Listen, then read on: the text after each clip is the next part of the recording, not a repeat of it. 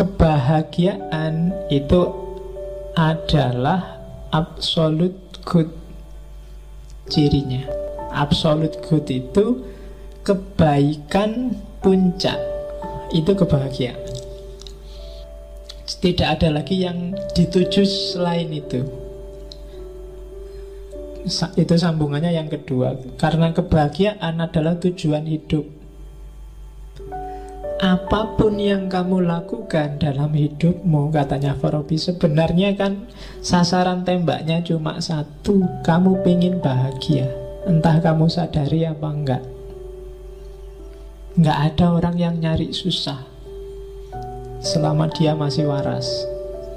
Kecuali enggak waras. Cita-citamu apa? Saya pingin stres, Pak. Enggak ada. Semua orang pingin bahagia. Saya pingin depresi, Pak. Enggak ada. Saya pingin gila, Pak. Enggak ada. Setiap orang secara fitrah dia pasti ingin bahagia. Dan kalau sudah bahagia selesai. Dia enggak pingin apa-apa lagi sesudah itu. Maka dia disebut absolute good. Kebajikan puncak itu kebahagiaan. Kamu jujur, kamu tekun, kamu rajin, kamu sabar. Itu kan sebenarnya finalnya adalah dengan tekun, rajin, sabar, kamu ingin bahagia. Oke, dan memang Allah merancang manusia untuk biar dia bahagia. Tujuan Allah bikin kita di bumi ini kan untuk biar kita bahagia. Allah pingin kita seneng. Makanya Allah ngasih banyak fasilitas yang cocok untuk kita hidup. Kan bumi dan isinya ini kan pas banget untuk kita hidup. Kenapa sih kok Allah sempet-sempetnya ngasih kita yang pas luar biasa untuk hidup kita? Karena Allah pingin kita bahagia. Apa-apa mudah, apa-apa tersedia. Kalau ada yang kurang kok ndak ada, biasanya karena pokal kita sendiri. Tapi Allah menyediakan full. Dan nggak ada bayarannya, gratis. Kalian dikasih tangan cuma 2, dikasih kaki 2, dan itu pas.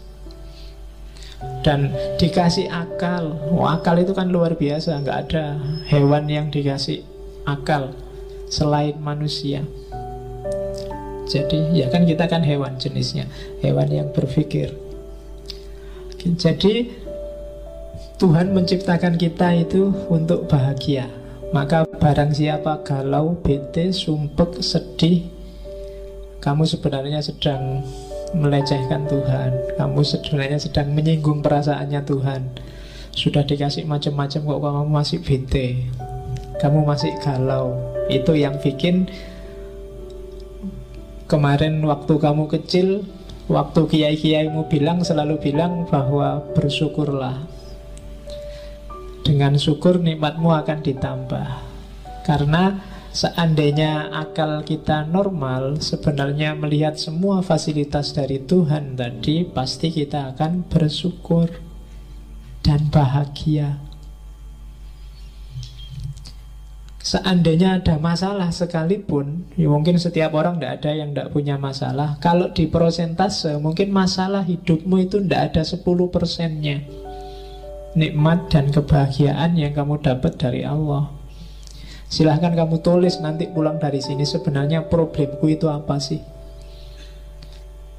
Tesis yang tidak selesai-selesai, atau skripsi yang tidak mulai-mulai, atau apa. Itu problem-problemmu kan seputar-seputar itu aja. Pacar yang nggak dapat-dapat, atau yang sejenis itu kan. Lu itu kalau di persentase dari 100% variabel hidupmu, paling nggak ada 10%-nya. Kamu masih bisa makan enak, masih bisa mandi seger, masih bisa minum teh manis, masih bisa.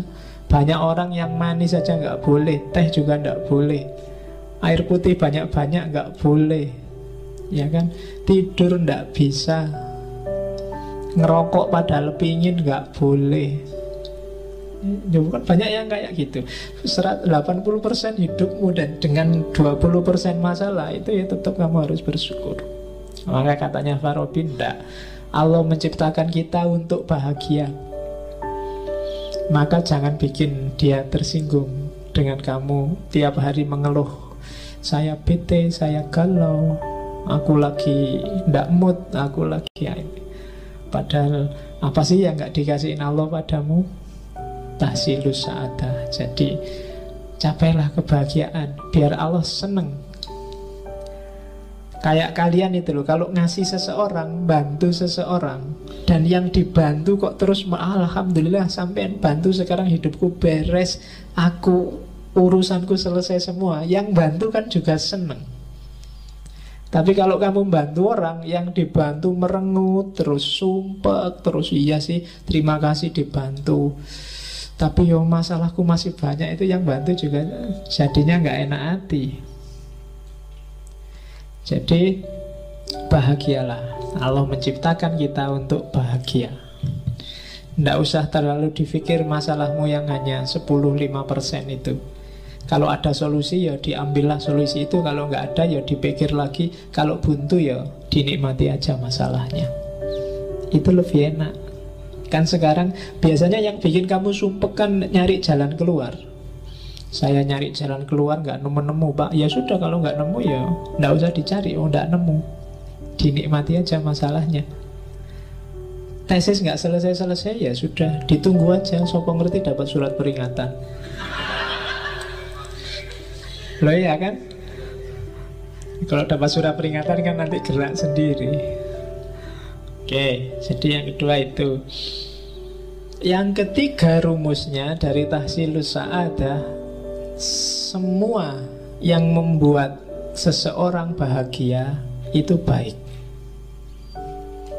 Tapi semua yang bikin kamu galau, bete, itu kebalikannya, pasti tidak baik.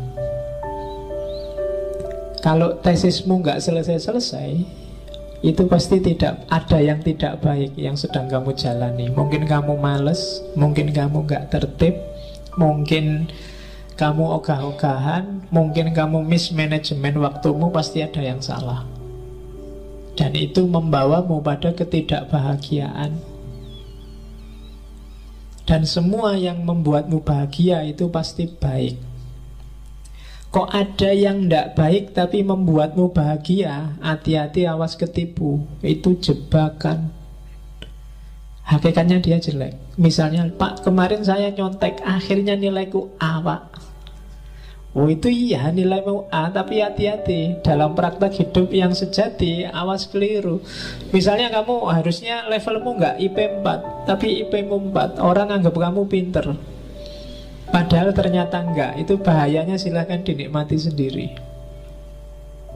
Banyak bahayanya, panjang. Jadi pokoknya yang bikin kamu bahagia pasti baik. Kok kamu bahagia dengan hal yang tidak baik, itu sebenarnya bukan bahagia, atau sebenarnya itu nikmat sementara, ladzat tadi. Tapi resiko tidak bahagianya sangat panjang. Nah, oke. Saya tidak sholat, tidak apa-apa itu Pak. Aku tidak puasa, biasa aja kan. Tidak masalah, Allah juga nggak cerewet, nggak marah-marah. Nah, iyalah. Kamu ngitungnya sekarang. Tapi mungkin ada efek yang tidak kamu sadari. Karena ketika Allah nyuruh sesuatu, itu mungkin rahasianya tidak sekarang saat ini, tapi ada skenario yang dibikin sendiri oleh Allah untuk mekanisme hidup kita. Karena Allah pasti tidak butuh sholatmu, tidak butuh puasamu, tidak butuh zakatmu. Jadi segala yang membuat bahagia itu pasti baik. Atau kebalikannya, kalian melakukan kebaikan kok tidak bahagia ya Pak. Ketika kebaikan tidak bikin kamu bahagia, berarti ada misunderstanding. Ada pemahaman dan pengetahuan yang belum kamu jumpai. Kayak di Plato kemarin. Saya jujur Pak, tapi kok sumpek gini hasilnya Pak. Kok malah rumit hidupku. Harusnya jujur itu bikin bahagia, tapi kok bikin aku malah galau. Ada yang keliru dalam pemahamanmu tentang kejujuran dan kebahagiaan dari jujur. Konsepmu mungkin salah. Mungkin bahagia menurutmu apa? Atau jujurmu itu jangan-jangan bukan jujur yang sejati, tapi jujur yang terpaksa. Atau pasti ada yang keliru. Pokoknya rumusnya katanya Farabi, perbuatan baik hasilnya pasti bahagia. Rumusnya di situ. Semua yang bikin bahagia pasti baik. Kalau ada yang enggak, pasti ada yang salah.